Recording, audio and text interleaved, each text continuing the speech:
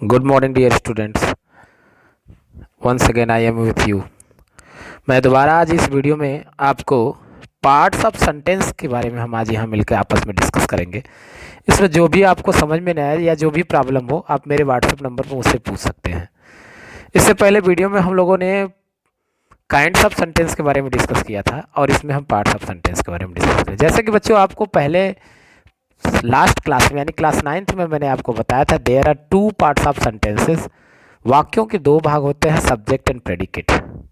Subject and predicate, जिसमें ये बताया गया था कि सब्जेक्ट में क्या होता है, डिटरमाइनर, एडजेक्टिवल फ्रेज, तमाम चीज़ें, ऐसी चीज़ें जो चीज़ें थी आपको बताया गया था। लेकिन इस पार्ट में हम या इस वीडियो में हम ये पढ़ेंगे कि सब्जेक्ट के जो पार्ट होते हैं उसके क्या, कौन किसे क्या कह सकते हैं, वर्ब के जो पार्ट होते हैं उसे हम क्या कहेंगे, या ऑब्जेक्ट जो होता है उसे हम क्या क्या कह सकते हैं। इन सब के बारे में हम इस वीडियो में डिस्कस करेंगे। तो सब्जेक्ट में देखिए चार चीज़ें हो सकती हैं, नाउन, प्रोनाउन, जीरंड, इन्फिनेटिव्स। यानी सब्जेक्ट में आपका नाउन भी हो सकता है, प्रोनाउन भी हो सकता है, जीरंड भी होता है, इन्फिनेटिव भी हो सकता है। और नाउन क्या होता है ये आपको पता है और उसे पहले भी बता चुका हूँ और लगभग आप 3 क्लास से ही पढ़ रहे हैं नाउन के बारे में। लेकिन एक बार फिर मैं ओवरव्यू के तौर पे बता दे रहा हूँ।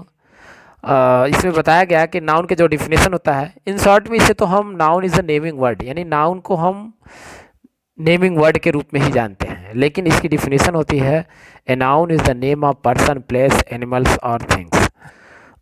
यानी किसी भी प्रकार का नाम, जैसे चाहे वो वस्तु का नाम हो, किसी प्राणी का नाम हो, किसी जानवर का नाम हो, किसी स्थान का नाम हो, ये सारे नाम जो होते हैं वो आपका नाउन होता है। उसके बाद आता है प्रोनाउन, यानी इनके जगह पर जो यूज किया जाता है, इनके स्थान पर जो यूज होता है वो प्रोनाउन होता है।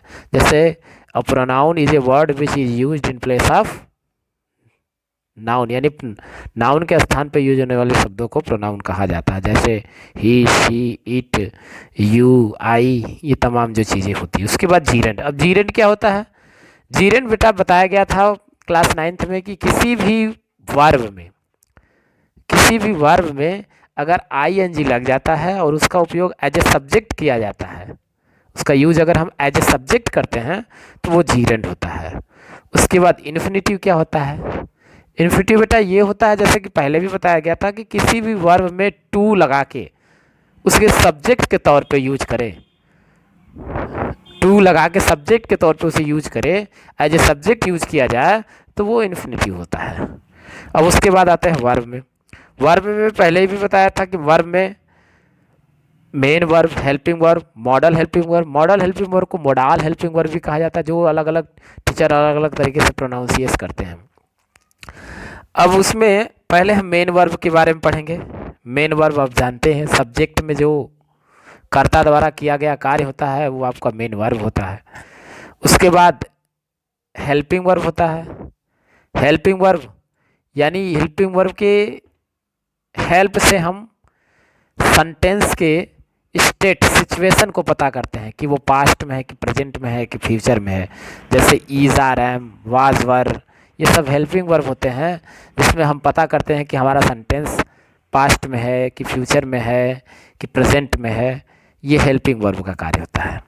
उसके बाद मोडाल हेल्पिंग वर्ब, या जिसे हम मॉडल हेल्पिंग वर्ब कहते हैं, जैसे कैन, मे, माइट, ये सब मोडाल हेल्पिंग वर्ब होते हैं। उसके बाद transitive verb and intransitive verb.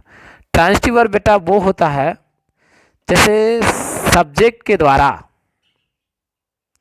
यानी ट्रांसिटिव वर्ब क्या होगा? सब्जेक्ट के द्वारा किए गए कार्य का प्रभाव,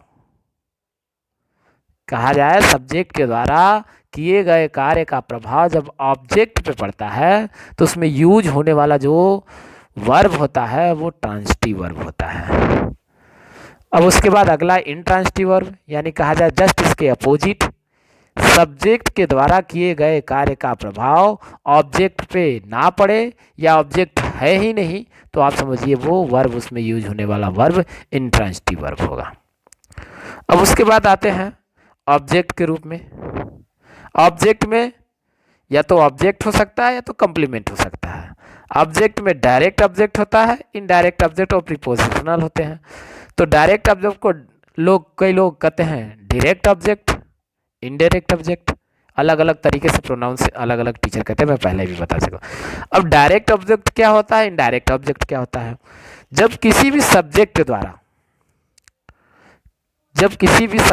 द्वारा किए गए कार्य का प्रभाव डायरेक्ट ऑब्जेक्ट पे पड़ता है तो उसे डायरेक्ट ऑब्जेक्ट कहता है या कहा जा सकता है। जैसे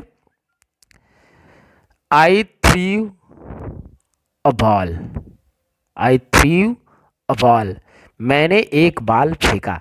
तो ये जो एक बॉल मैंने फेंका, मेरे द्वारा जो थ्रो किया गया बॉल, वो बॉल जो मेरा प्रेशर है वो डायरेक्ट बॉल पे लगा, इसलिए वो डायरेक्ट ऑब्जेक्ट हो गया। जैसे he threw a ball on me, उसने एक बॉल मेरे पर फेंका, तो उसके द्वारा पहला कार्य तो बॉल पे लग गया, बॉल पे, और फिर दूसरा उसने मेरे पे फेंका, बॉल मेरे पे आया, तो मी जो हो गया इनडायरेक्ट ऑब्जेक्ट हो गया। ये डायरेक्ट ऑब्जेक्ट और इनडायरेक्ट ऑब्जेक्ट के बारे में। अब उसके बाद प्रीपोजिशनल के बारे में बात की जाएगी। तो प्रीपोजिशनल के बारे में बेटा आगे जब हम पढ़ेंगे, इसको क्या कहते हैं, इस एग्जाम्पल 1 बाय 1 जब क्लियर किया जाएगा तो उसमें आप प्रीपोजिशनल के बारे में पढ़ लेंगे। अब उसके बाद आते हैं कॉम्प्लीमेंट। कॉम्प्लीमेंट में दो होते हैं, subjective complement and objective complement. Subjective complement क्या होता है और ऑब्जेक्टिव कॉम्प्लीमेंट क्या होता है? कॉम्प्लीमेंट मतलब टू कंप्लीट यानी सेंटेंस को कंप्लीट करना। जब किसी भी सेंटेंस में ऑब्जेक्ट ना हो, उसे कंप्लीट करने के लिए किसी एक ऐसे वर्ड का यूज किया जाए जिससे वो सेंटेंस कंप्लीट हो जाता है, तो वो हो जाता है कॉम्प्लीमेंट। अगर उसने उस कॉम्प्लीमेंट होता है, लेकिन कॉम्प्लीमेंट दो तरीके के होते हैं, पहला बताया गया सब्जेक्टिव कॉम्प्लीमेंट और दूसरा हो जाता है ऑब्जेक्टिव कॉम्प्लीमेंट। यानी कहने का मतलब ये है कि उस कॉम्प्लीमेंट का, यानी कि उस वर्ड का यूज, अगर उस वर्ड का प्रभाव सब्जेक्ट पे पड़ता है तब वो सब्जेक्टिव कॉम्प्लीमेंट होता है, अगर उस वर्ड का प्रभाव ऑब्जेक्ट पर पड़ता है तो वो ऑब्जेक्टिव कॉम्प्लीमेंट होता है।